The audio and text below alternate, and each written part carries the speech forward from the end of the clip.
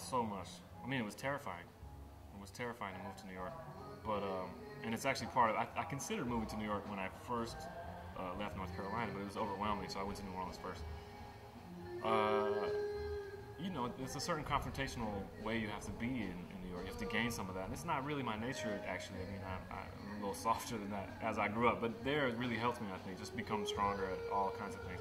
And then that's just sort of in life, and then in the music, I just can't imagine a better place to grow. I mean, it's just the combination of the fact that it's totally multinational, and people are coming in and out from every country. There's all amazing folkloric music from every country, and there's all this interaction and hybrid kind of stuff going on. And then for saxophone, my instrument, it's just the level of saxophone playing is so high, so you can't learn how to play music outside of a community, and so the community that you're in is going to help you get better, and the community there is so good. So I mean, all the things that are hard about New York to this day, it's very hard for me to leave because it's just the most stimulating place, and I still feel myself growing all the time. So I love that.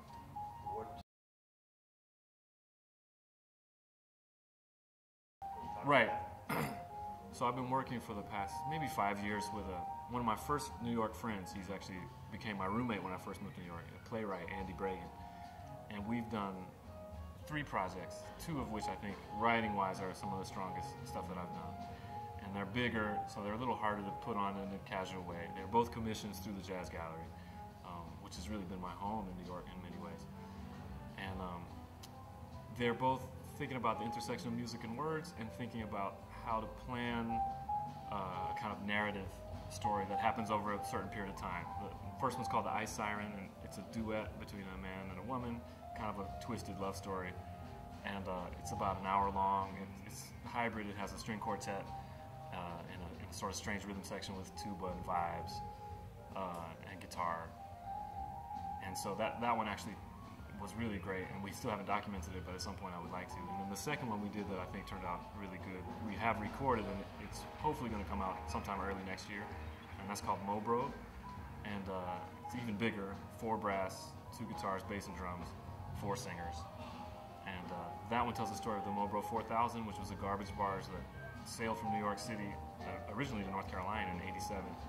And a guy in North Carolina wanted to buy this garbage to start a methane farm, and the citizens of North Carolina decided they weren't so happy about having New York City's garbage buried in their state, and so they successfully rejected it, and then it was just kind of garbage on open sea, and it became this kind of metaphor, parable for waste and for global warming, and there was also kind of a north-south narrative, and there's all kinds of stuff in there that we thought we could mine to try to make a work of art. It's a really fascinating story, and I think has resonance now as people wonder about the damage we're doing to the planet, and sort of what our long-term prognosis for staying on the planet and not ruining it might be, and all of that. So that story was a lot of fun. We spent a lot of time just organizing just the structure of it before anything was written, and it really turned out great. So hopefully that'll be out sometime early next year.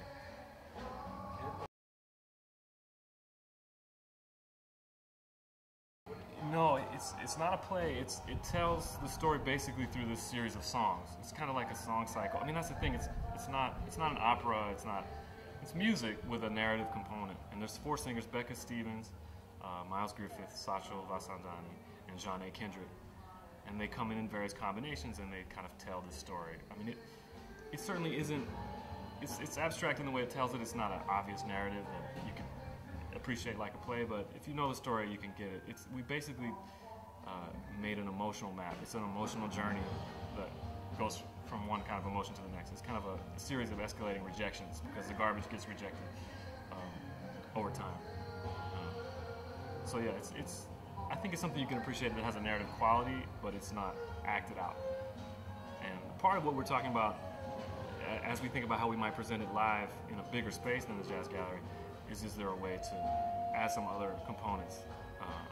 We've mostly been thinking about film, maybe, but something that makes it a little bit more in the theater realm and a little bit less in the music realm. But right now it's a work of music.